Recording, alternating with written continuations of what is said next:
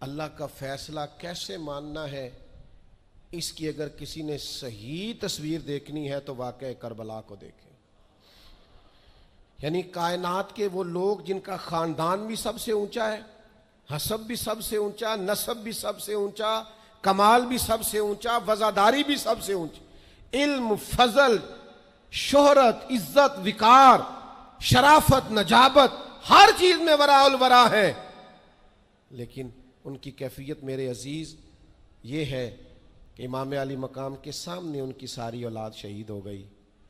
यहाँ ना इस इतने बड़े मजमे में किसी की कटी हुई उंगली फेंक दी जाए ना, उंगली का टुकड़ा इंसानी उंगली का, तो लोग खौफ से भाग जाए।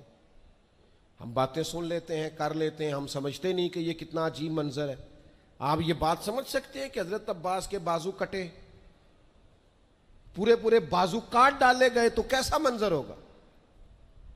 और इमाम हुसैन का सर काट के नेज़े पे लगा दिया गया, बाकी जिसमें अथर करबला में पड़ा है, और सर भेज दिया गया दमिश्क में, तो कैसी मंजर कशी होगी। लेकिन इमाम हुसैन से लेकर जनाब ज़ैनब तक और इमाम हुसैन से लेकर इमाम ज़ैनुल आबिदीन तक आपको जो बंदा भी मिलेगा रब की रज़ा पे राज़ी मिलेगा। किसी जगह वो शिकवा करते नज़र नहीं आते। वो समझते हैं ये हमारे रब की मर्जी, हम इस पे राज़ी हैं।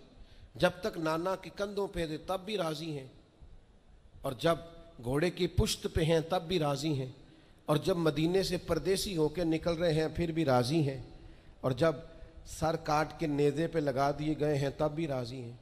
हर हाल में अल्लाह की रज़ा पे राज़ी। रज़ी अल्लाहु अन्हुम व रदू अन, वो अल्लाह से राज़ी हैं और अल्लाह उनसे राज़ी है। कोशिश करनी है कि अपने बच्चों को वाक़या करबला इस अंदाज में सुनाया जाए कि उनके अंदर जुर्रत पैदा हो, जुर्रत इजहार पैदा हो, हक का जज्बा पैदा हो।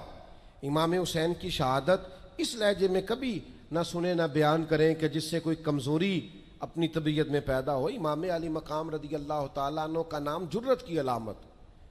इमाम हुसैन का, वो किसी ने कहा था सुनाओ अपने बच्चों को कहानी खैबर व खंदक की, अली की बात सुनकर दिलों से डर निकलते हैं।